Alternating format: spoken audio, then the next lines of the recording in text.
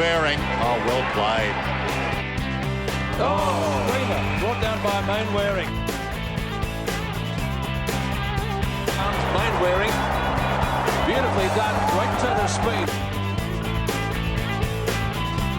Oh, Mainwaring. Just the 7 games, 1998. There's 2 number 42s out there, incidentally. Adrian Hickmont. Oh, what about that? Johnny's gone hard. I told you, as soon as he gets on there, Baz, he can't, he gets the rush of blood, the white line fever, and we might see a replay of that a bit later on, but that was amazing. We may need to bring him on early. Now, here's O'Reilly. And Johnny Ruffo's out there as well. Run down by Johnny Ruffo. Now, did you tell me correctly that Johnny Ruffo actually has played in one of these games already? Amazing story. Talking to him before the game, I said, congratulations and thanks for playing. He said, you know, I've played before. I won a competition with one of the radio stations. I think it was 94.5, Mix 94.5. He's actually played in a Mainy Match before he was famous. So just like this man has, Robert Sim, and well done, Robert. He's chipped it over the top.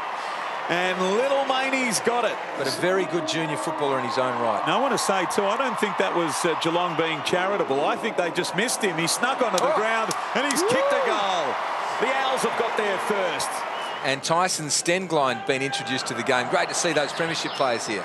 Well, there's Paul Simmons. I think that bounced off the back of the head. Here's Kevin Caton of Derek Hall. Caton from just outside the goal square. Now, Robbie Palmer running the messages. Is that the clipboard in your hand? No, what is that, Rob? It's like a glue gun.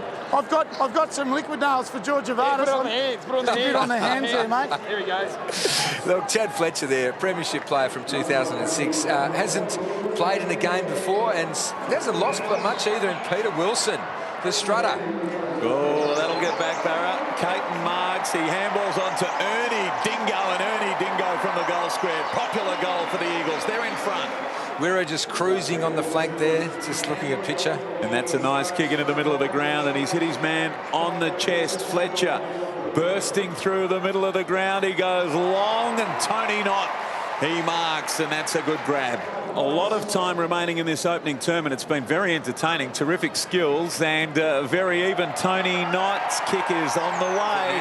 Ernie Dingo close to the boundary. Matera, the crowd would have loved that. Oh, he went to the check side. He went the banana. And this looks more promising from West Coast. Look at little Phil Matera. That was a good grab above his head. Plays on quickly, and on the West Coast Eagles all-time list, of course, Peter Sumich, the number 1, and Kevin Caton starts it out right, bends it back. I think he was happy with that. I was going to say, as Zach Mainwaring does one of his trademark runs down the wing, I was going to ask Woosh about Tom Swift. We could have almost invited him to play in this game, given that he retired last night, which was a bit of a shock to John, as well as Phil Matera slots one.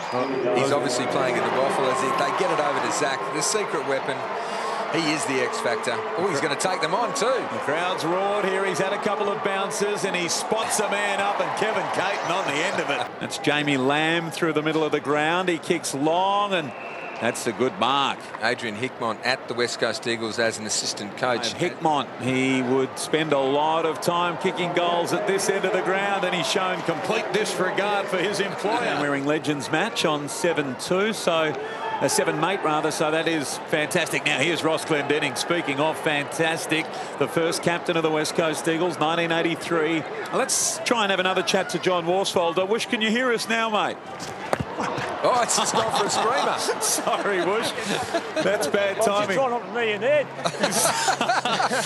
Now, what's Rob got the oxygen tent out there, Barrett? I think he has. Well, who needs it? That's the question. Who needs the oxygen They tent? all need it. I think they all need it.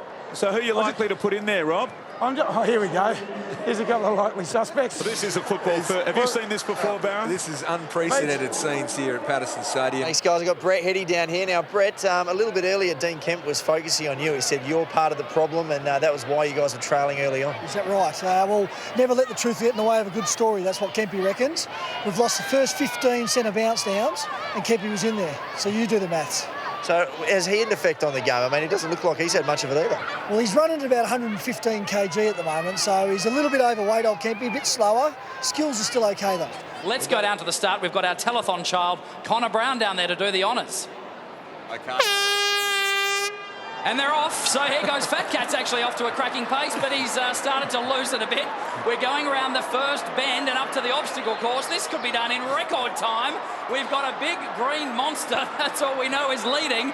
And it looks like we might have a winner. As most of them are falling down and crashing through the obstacle course, we do have a winner. We're conferring with the judges, and it looks like it might be Bozzy Monster, who's gone back-to-back. Bozzy Monster from Monster Ball Amusements and Hire. Now, I saw you quoted somewhere as Riccardi was your toughest ever opponent. Was that right? Yeah, look, he's when he gets going, he's awesome. You know, you couldn't give him a metre, and you can see he hasn't lost his skills from today's performance. And we were talking up here before, Roo. We wanted to know, you and Lewis Jetta, in your prime, Roo, if you had a match race with Lewis Jetta, who would win? Oh, mate, look, he's got some toe, young Louis, but I'll give him a go. David Hart, short kick. Kemp back to David Hart. They've still got control of the football. Jordan Jones, he gets away from Hickmont. He kicks to the pocket. And what about that? Ruffo on the end of it, Marks. He's on a slight angle, probably about 40 metres, getting plenty of encouragement from the crowd. Eagles trailing by a point. Has Johnny Ruffo got the X factor? He kicks the goal of the night. Johnny Ruffo. Couchy's taking the Guernsey off. Bad idea, Couchy. Get it back on. He's kidding.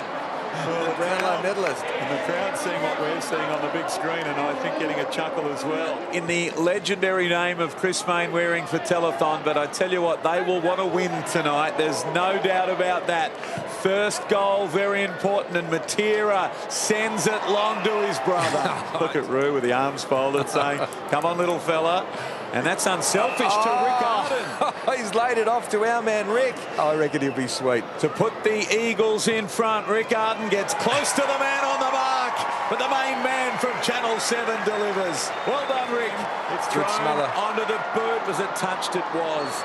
So Philip Matera, a chance to keep it alive, close to the line. He squares it back, and good mark, Robert Sim. So Robert Sim to put the Eagles 2 goals up. He kicks and kicks a good goal. I got the lad here with me now. He's just kicked his first goal. He's kicked towards the attacking 50. Rick Arden comes out. He brought the ball to ground like a big man should. No. Jordan Jones, Ruffo, Mainwaring. He bounces once in towards goal. That might be the sealer. Well done, Zach Mainwaring. They've given an excellent account of themselves here in great spirit for a great cause. But it is the Owls' night. The Eagles have made it 5 in a row in the Chris Mainwaring Legends match. They've got home by 13 points. It was closer than 1992, Baz, so they're improving. We'll give them that. 11-6-72, Geelong 9-5-59. What was it back then? 16-17 to 12-13. I think the 92 grand final by 28 points. Rick Arden.